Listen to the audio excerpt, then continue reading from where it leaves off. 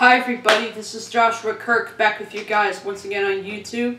And now it's time for episode 56 of Album of the Day. And before I get into it, I'd just like to talk to you about the shirt I'm wearing.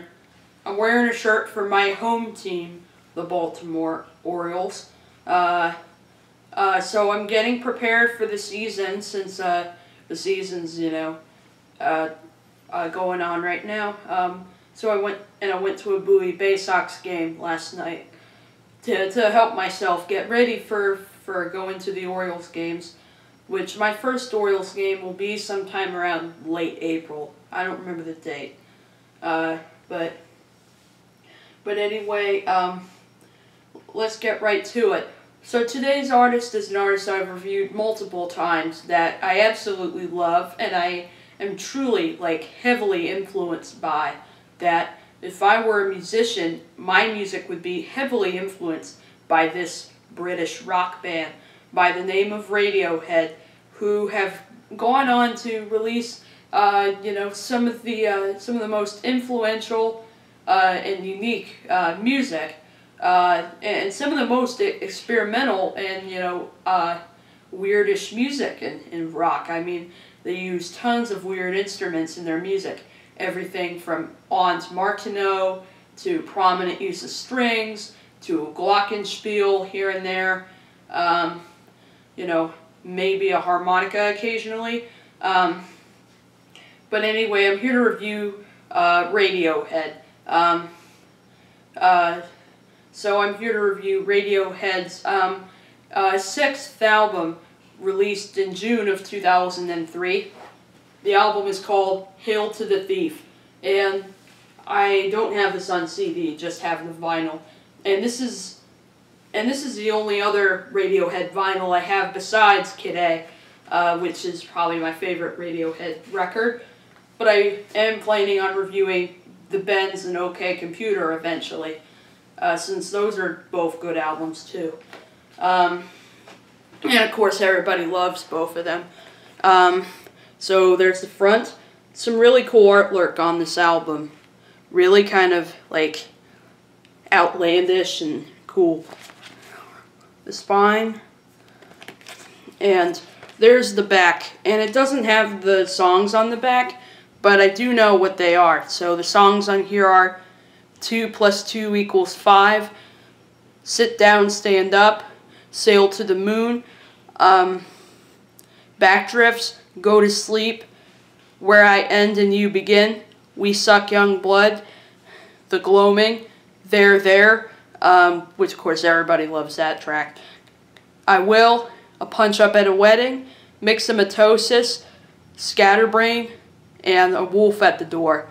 And this is on Capitol Records, of course, which is the band, which used to be the band's US label, while Parlophone used to be their UK label. But now they're self-producing their stuff. Like Tom York recently released a new solo album himself called Tomorrow's Modern Boxes. So I'm going to show you what's inside of this thing, if I can get it out. Give me a minute. There we go. There's some cool artwork, and then there's the lyrics.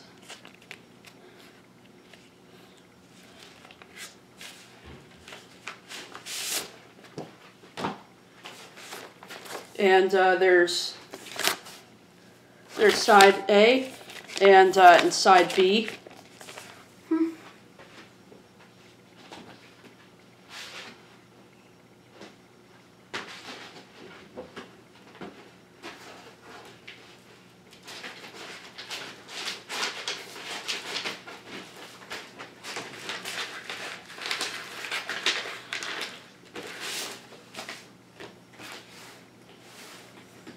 And then there's side C and side D, and then there's another little insert in there which has the track listing and the liner notes.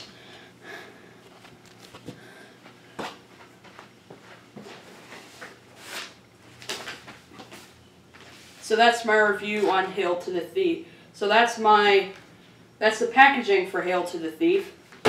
So I'm here to talk about the tracks.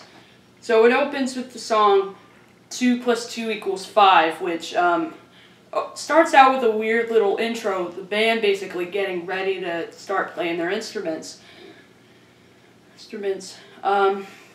Which isn't usually the case with a Radiohead album like Kid A or The Bends or OK Computer. So that kind of sets it apart from other Radiohead intros, pretty much.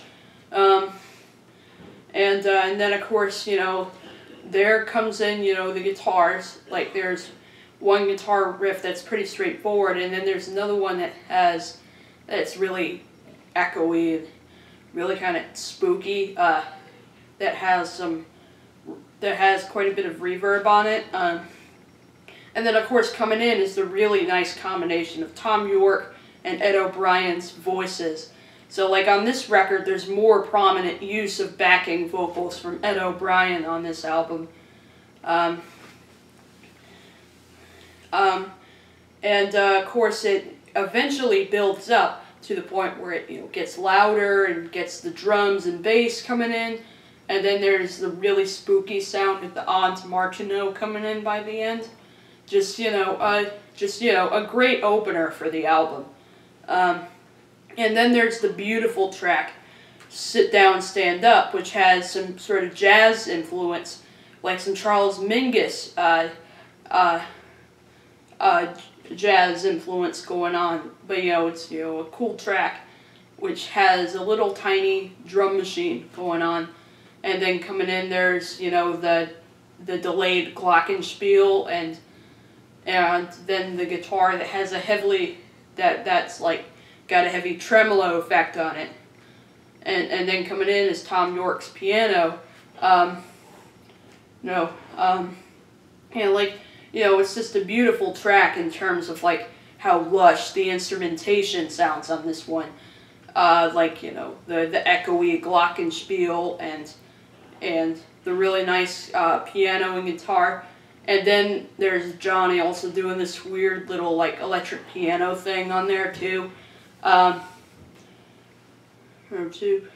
is a toy piano credited in the liner notes, which a lot of people think there's probably no toy piano on it, despite it being credited.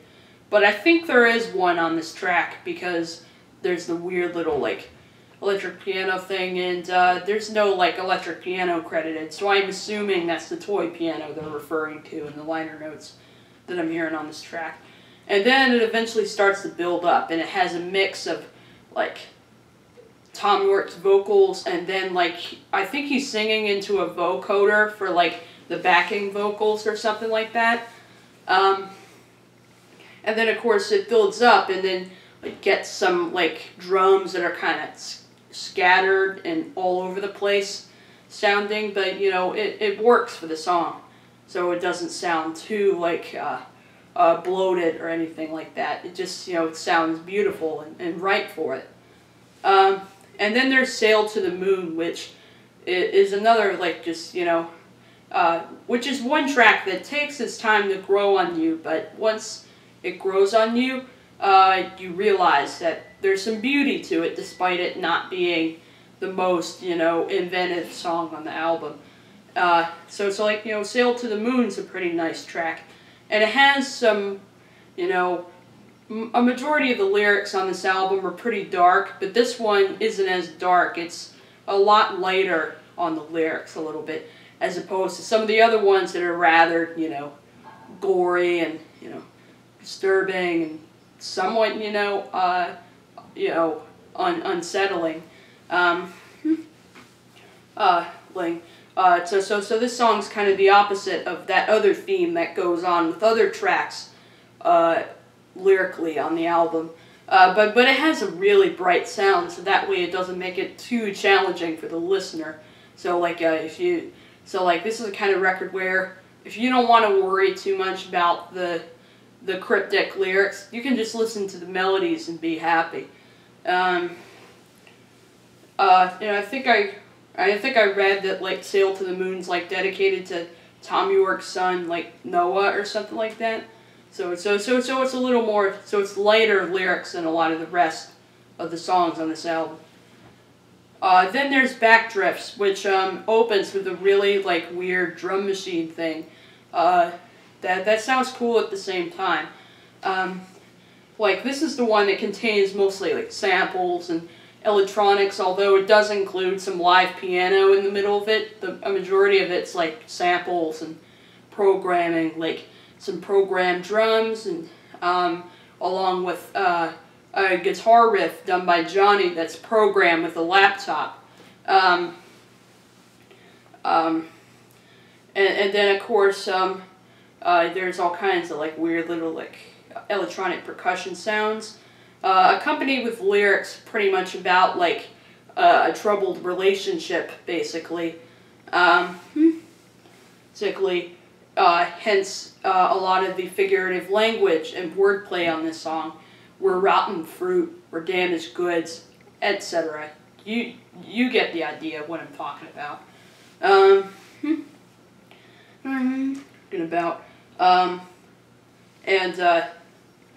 And like you know, it's just a cool song, and definitely one of the more experimental tracks on the album, and definitely one of my favorite like electronic based songs by the band.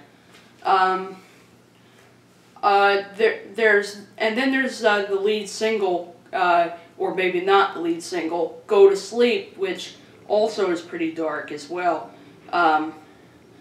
Because it's kind of like it sounds like the narrator of the song is like dying, and you know, obviously, you know, it is like about to go to sleep or something like that, you know. And of course, you know, it has you know, it has a nice little acoustic guitar riff on it, along with a weird guitar sound from Johnny that's once again programmed with a laptop.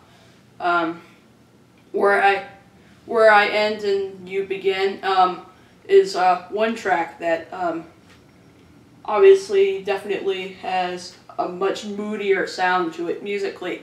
That's just, you know, surrounded by walls of Hans Martineau, so it's like one of the spookier tracks on the album. So this song kind of shows the spooky side of Radiohead a little bit, musically.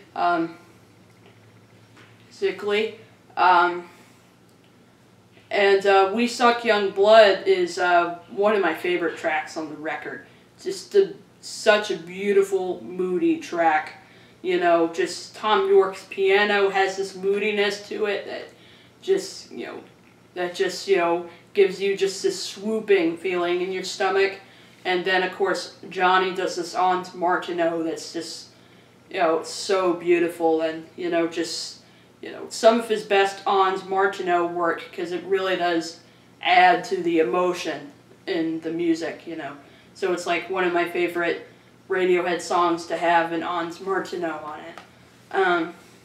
And then there's like some deadly, like zombie-like hand claps going on here too, along with Colin Greenwood actually used a guiro on this song, which is kind of way in the background.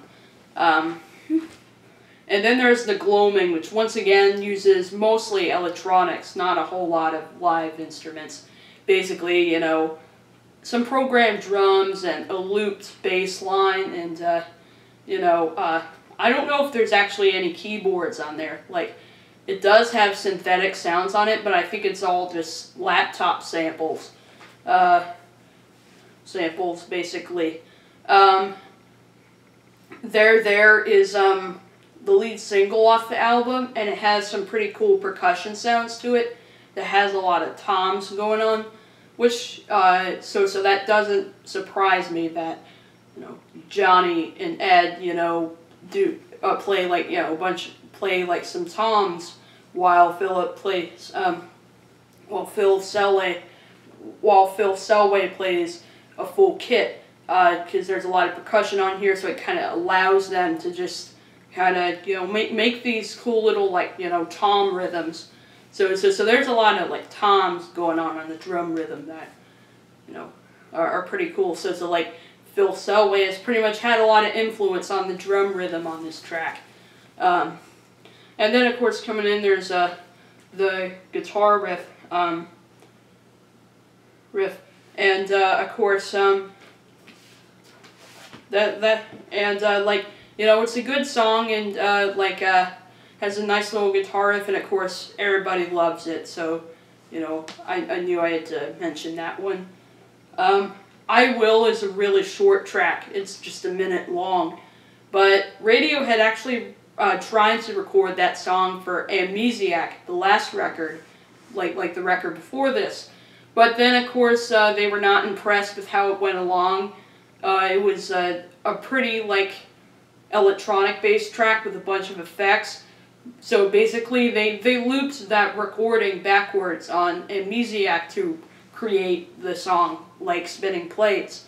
But, you know, they've re-recorded it for this album with just a guitar and a voice, which kind of made sense. They re-recorded it because, you know, it really isn't a song as it is just more just kind of something to tie the record together, you know, so it really doesn't need a whole lot of bells and whistles or anything. So there's like nothing too interesting going on in this track, but it kind of needed to be that way, so that way the record wouldn't feel bloated or feel like it had more than it needed to have. And then there's a Punch Up at a Wedding, which also has pretty prominent use of drum programming, along with Tom doing a pretty cool piano riff on there. And of course, you know, it kind of talks about, you know, and like the lyrics on it are like, you know, pretty dark as well. And there's like some really nice piano on that one. And then there's Mixomatosis, which, you know, I totally dig that track.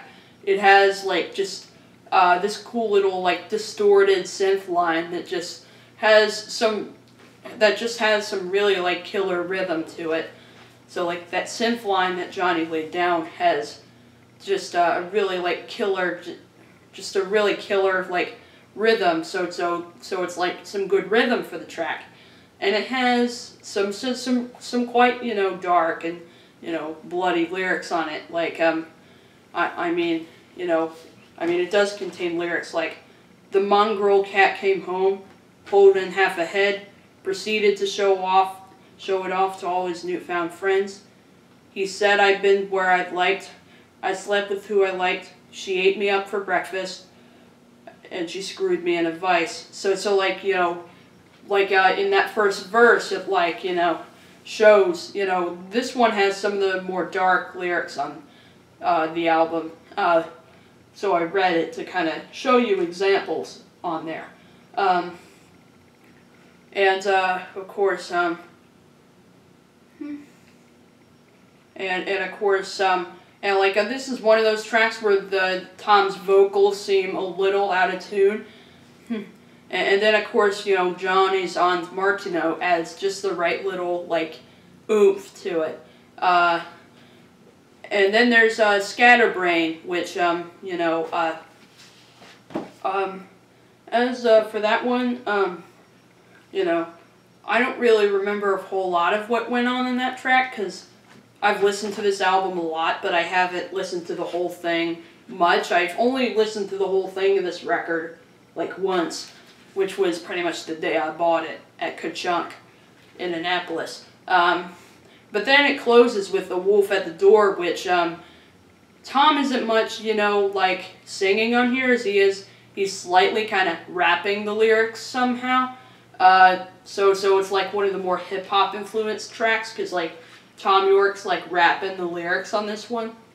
And once again, some pretty dark lyrics. So like, you know, instead of it being just kind of a way to get out of the dark places, it's sort of the thing that kind of, you know, is kind of the last part of the nightmare, pretty much, of pretty much the story, pretty much.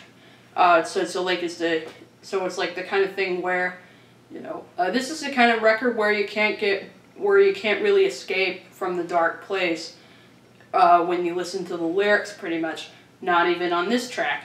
So it's kind of continuing the nightmare, but you know, it somehow kind of it works for the album, and it somehow sounds beautiful for this. Full for this. So like overall, I'm like overall this is a great album. I don't think it's Radiohead's best. In fact, they certainly put out better records than this one, but you know, it's still a good album.